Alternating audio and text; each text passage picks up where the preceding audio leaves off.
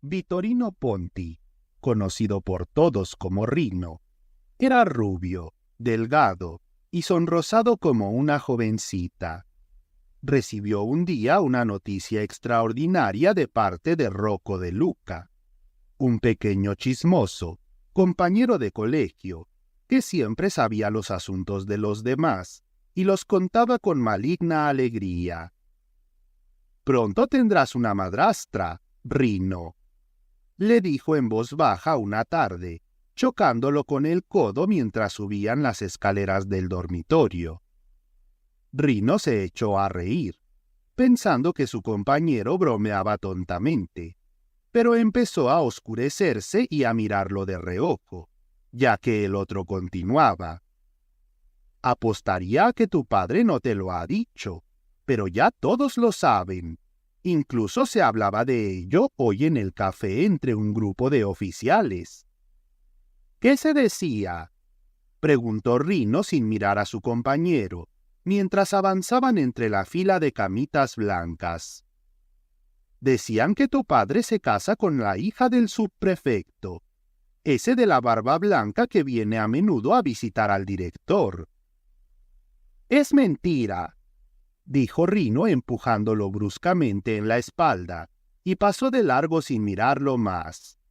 Luego se desvistió rápidamente y se acurrucó en su cama pensando en las palabras de Rocco De Luca. ¿Tendría una madrastra?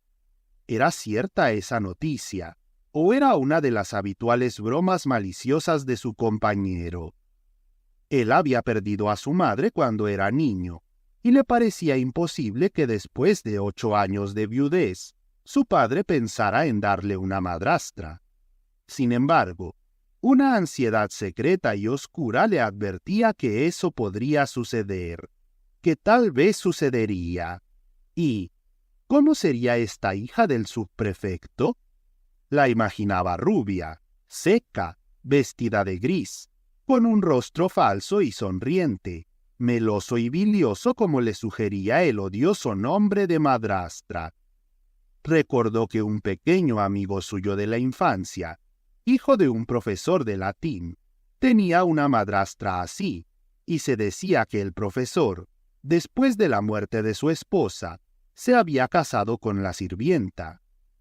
Pero la hija del subprefecto era una señorita, y su padre no soportaba a las mujeres feas.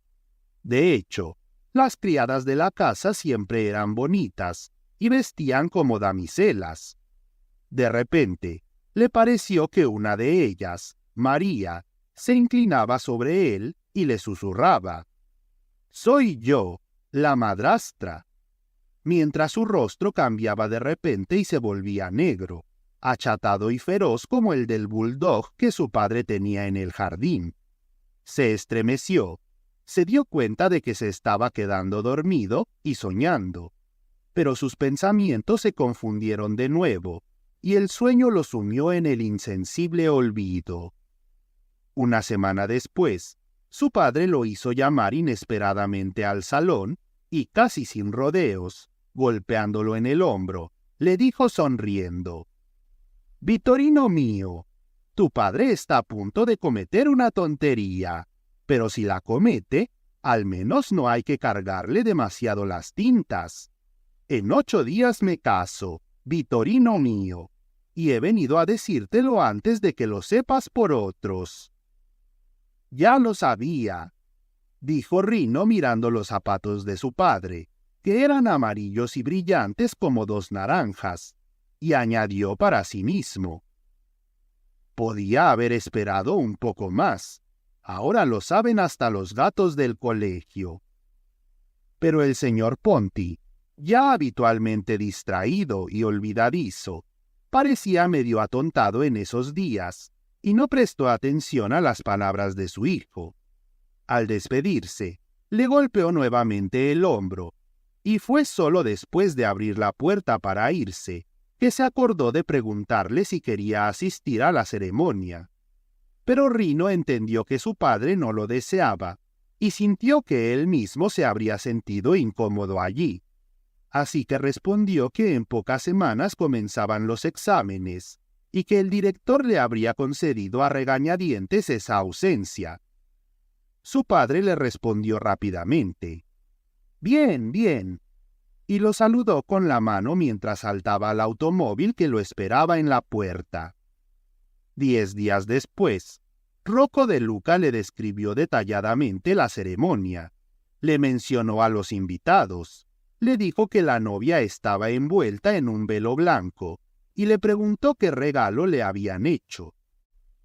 Rino mostró un pequeño alfiler en forma de fusta con un brillante en lugar de pera, que le habían enviado el día anterior en una caja de confites, y se alegró porque Rocco De Luca pareció admirarlo mucho.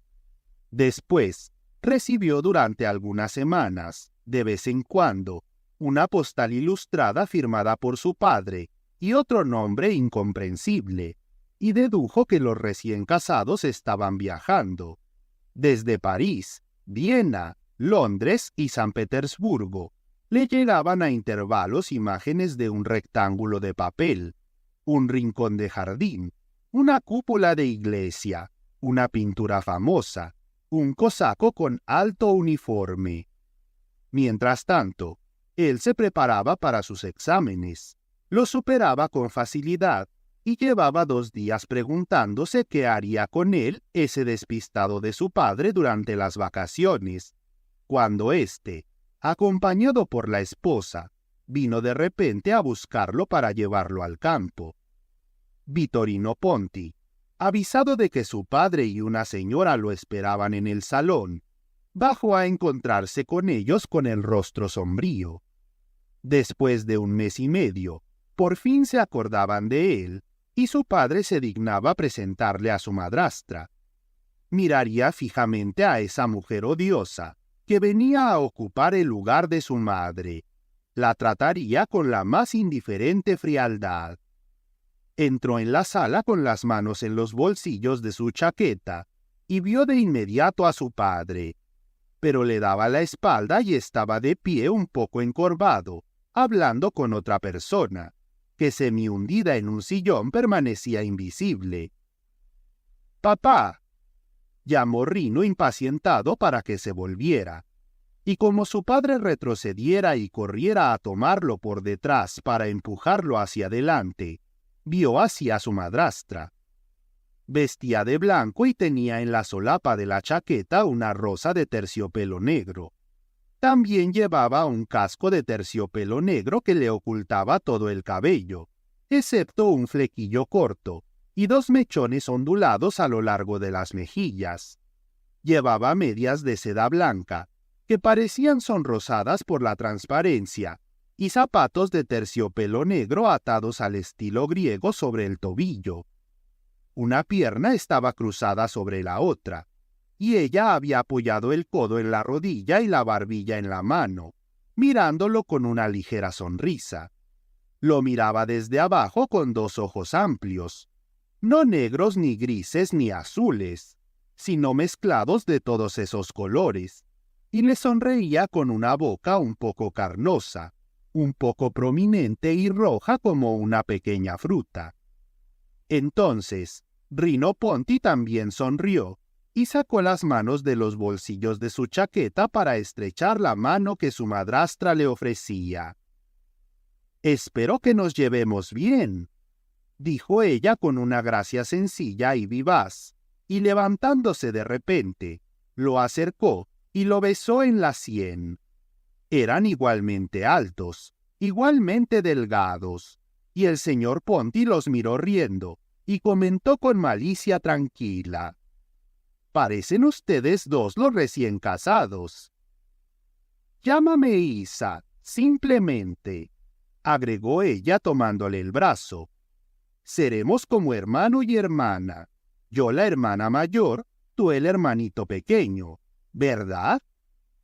Rino asintió con la cabeza, con los ojos, con el rubor ingenuo y ardiente de sus mejillas. Pero durante el viaje, en coche, en tren, en automóvil, rara vez le dirigió la palabra, y siempre después de una larga preparación mental, llamándola tímidamente «señora». Ella reía mirando a su marido y hablaba al hijastro de cerca, con los ojos en sus ojos, haciéndole sentir el perfume de su aliento y el de su polvo que lo mareaban. Llegó a la Villa Ponti cansado como si hubiera realizado un viaje de 3 días, y cuando finalmente se acostó en su pequeña habitación de niño y cerró los párpados en la oscuridad, seguía viendo ese vestido blanco y esa rosa negra, esos ojos indefinibles y esa boca tentadora. Se sentía tan feliz y al mismo tiempo tan infeliz como no creía que fuera posible en el mundo. Feliz de poder mirarla y escucharla de nuevo mañana, y pasado mañana, y siempre. Infeliz de saber que ella era la esposa de su padre, la madrastra, la que había usurpado el lugar de su madre, una mujer a la que no podía, y no debía, amar. Al día siguiente, ella llevaba una suave túnica de seda muy escotada, con mangas largas y anchas, abiertas hasta el hombro, con los bordes sujetos por cordones de oro que dejaban ver sus brazos y la hacían parecer más femenina, emanando una sensación de intimidad más cariñosa, pero a la vez más inquietante. Estaban en una pequeña terraza abierta al jardín, y su padre iba y venía fumando y charlando, mientras ella desenredaba madejas de seda después de extenderlas en las manos abiertas de Vitorino, y reía observando la torpe inexperiencia del joven, su confusión al responderle, la timidez retraída con la que la llamaba Isa, y le daba el tú. Nunca le había dado el tú a ninguna mujer, ni siquiera a las criadas de la casa a las que veía raramente, y trataba fríamente de usted, por lo que no podía acostumbrarse a dirigirse a esa hermosa dama de la misma manera que se dirigía a sus compañeros de escuela, por ejemplo, a Rocco de Luca. «Oye, Rocco, ¿me prestas una pluma? Oye, Isa, ¿me arreglas el nudo de la corbata?» Sin embargo, poco a poco se acostumbró también a esto, y aprendió a actuar como caballero con una gracia que la sorprendía y que atraía las bromas maliciosas de su padre. «Terminaré por ponerme celoso de mi hijo», decía a veces bromeando, y una llama subía a la cara sonrosada del joven. Casi había olvidado que ella era su madrastra, y ya no la veía como tal, sino como una amiga unos años mayor, a quien algún destino lo había hecho conocer y a quien de ninguna manera querría perder. La amaba en silencio, con esa secreta y casi salvaje reserva de los primeros amores que no se revelan, pero que maduran en la tristeza de los corazones adolescentes, y solo lo asaltaba un temor, el de tener que dejarla pronto para regresar a su internado. Un día que su padre se fue de casa con algunos amigos, él estaba tan contento de quedarse solo con ella todo el día, que se animó y le manifestó una esperanza temerosa. Habían corrido y paseado durante mucho tiempo en un bosquecillo cercano a la casa, y ahora estaban sentados en un tronco derribado cubierto de líquenes amarillentos. Ella cavaba pequeños agujeros en el suelo con la punta de su sombrilla, y él la miraba atentamente pensando en cómo empezar. «¿Crees que papá me enviará de nuevo al internado este año?», preguntó perplejo. «¿Por qué? ¿No querrías volver?», ella preguntó a su vez sin interrumpir el juego. «Verás», dijo él con mucha vacilación, acariciando con la palma los líquenes amarillentos. «Este año no volvería gustoso, y podrías hacerme un favor inmenso si quisieras. O sea, rogar al señor padre que te deje quedarte en casa. ¿Ese es el favor inmenso?». «Sí», dijo Rino en un susurro. «Estudiaría mucho igual, y él no tendría de qué arrepentirse. Y luego, verás, me quedaría contigo, siempre contigo, no te dejaría más. Pronunció las últimas palabras en voz baja, con la voz atrapada en la garganta como si una mano se la apretara, y sintió en sí mismo una emoción tan abrumadora, una ternura tan dolorosa, que bajó las pestañas para contener las lágrimas.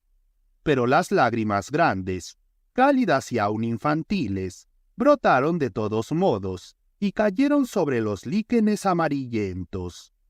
Se agachó sobre el tronco del árbol para ocultar su debilidad, y no veía el rostro de la mujer.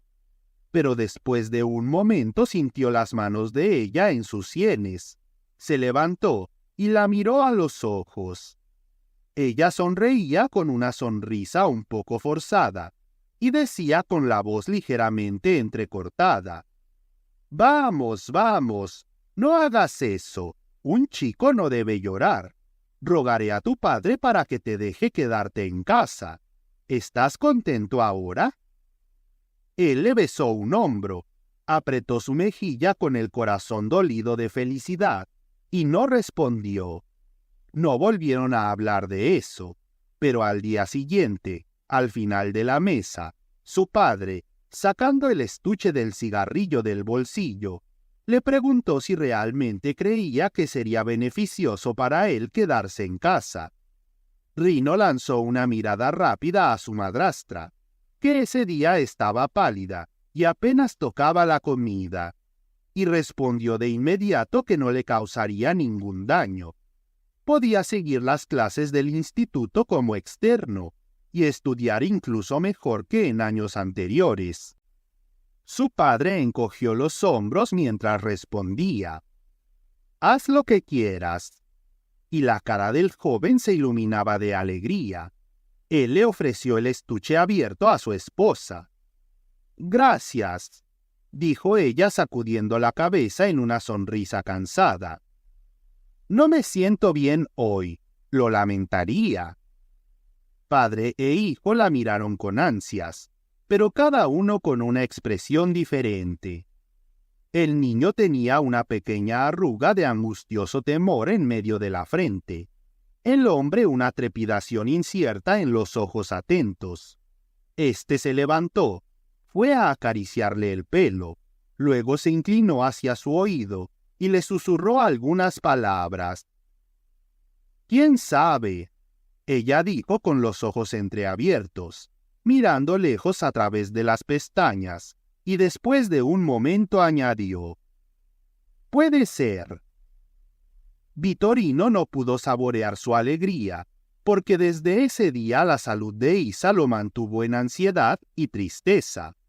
Ahora almorzaba casi siempre solo o en compañía de su padre, y si alguna vez la madrastra bajaba de sus habitaciones, estaba tan pálida, con los labios apenas rosados y ojos tan ojerosos, que él no podía mirarla sin sentir el corazón apretado de dolor. Y esperaba día tras día que ella se recuperara, que bajara una mañana de su habitación con el rostro claro y los ojos risueños, lista para correr con él por el bosquecillo, como una jovencita. Pero en cambio vino el médico del pueblo, y antes de irse le golpeó familiarmente el hombro al señor Ponti, y éste le dio un apretón vigoroso como un hombre satisfecho. Rino subió a su habitación para reflexionar sobre esas extrañezas, pero mientras salía del pasillo, oyó a la criada y a la cocinera murmurando en secreto: «Entonces la señora está realmente embarazada. No hay más duda. Lo dijo el médico». «Pobre mujer, empieza temprano. Ha dejado de sentirse bien». «Bah, es el destino de las mujeres, sufrir». Vittorino no escuchó las consideraciones filosóficas de la cocinera, porque se lanzó por la escalera y subió los escalones de 4 en 4 sin verlos. Esa noticia lo desconcertaba y lo irritaba. Le daba una especie de repulsión oscura. una ira sorda contra su padre y contra ella. Había visto algunas veces a mujeres embarazadas y había sentido un rechazo como de algo monstruoso, que no lo hacía reír con malicia viciosa como a sus compañeros, sino mirar hacia otro lado con disgusto. Y ahora Isa sería así, deforme, amarilla, con aire fatigado y las manos en el vientre. Y al final nacería un niño, otro hijo de su padre, el hermanastro. No le parecía posible. No debía ser posible una cosa tan horrenda. Pensó en ello muchos días sin atreverse a hablar con nadie. Y cuando Isa apareció una mañana en la mesa un poco despeinada, más delgada, encorvada, con las encías casi blancas que se asomaban en su sonrisa incierta, él no pudo acercarse ni hablarle, y continuó observándola de reojo pero atentamente, como si fuera otra, una desconocida. Y ella no le prestaba atención, estaba absorta en sí misma, y llevaba a duras penas la comida a la boca, como si le diera náuseas, mirando de vez en cuando a su marido que la alentaba sonriendo con palabras llenas de alegría y cariño. Él ya se sentía casi fuera de sus vidas. Ya era el hijo de otra, diferente al que estaba comenzando su existencia y al que ellos esperaban con alegría. Y esa mujer ya no era Isa, la dulce hermana mayor que él había amado tanto, la hermosa criatura de sus sueños adolescentes. Ya era realmente la madre de ese hijo aún no nacido. Era ahora la madrastra. Confusamente meditaba así, masticando lentamente alguna vianda sin saber cuál era, considerando de soslayo a esos dos, que no se preocupaban por él. Y cuando le pareció que había terminado, se levantó y fue a reflexionar al bosquecillo, sentándose en el tronco derribado. Pocos días antes había llorado de amor y de alegría sobre los líquenes amarillentos que lo vestían, pero ahora ya no lloraba. Se sentía casi fuerte y casi calmado en su dolor, pero también comprendía que esa calma no podía durar mucho, y que el papel de hijastro al que ahora estaba condenado pronto sería insoportable. «Volveré al internado», se dijo a sí mismo, y tomando esa decisión, se puso a atormentar a una lagartija que corría brincando sobre el tronco. Se quedó en el bosque jugando con los grillos y las hormigas hasta la tarde, y cuando regresó, encontró a su padre ya sentado en la mesa distraído y completamente solo. Se le puso delante y lo llamó para que reaccionara y lo escuchara. «Papá». «Ah, ¿estás aquí?» «Sí, quería decirte algo». «¿Qué cosa?» «Quisiera volver al internado. Me aburro estando aquí solo sin mis amigos, sin compañeros». Su padre sonrió un momento ante un pensamiento íntimo. Luego lo miró fijamente y le dijo: «¿Sabes que dentro de algunos meses tendrás un hermanito o una hermanita? Quise decírtelo antes de que lo supieras por otros». Vitorino no respondió. Solo pensó con ironía que las noticias de su padre siempre llegaban con considerable retraso. «¿Me permites irme mañana o pasado mañana?», preguntó con un leve gesto de impaciencia. «Creo que mi madrastra no tendrá objeciones». Pronunció por primera vez esa palabra, madrastra, con un sentido de hostilidad irónica y burlona que incluso impactó a su padre. «Vete entonces», dijo él fríamente. «Nadie te retiene». Y Vitorino Ponti partió al amanecer al día siguiente, sin despedirse de la esposa de su padre.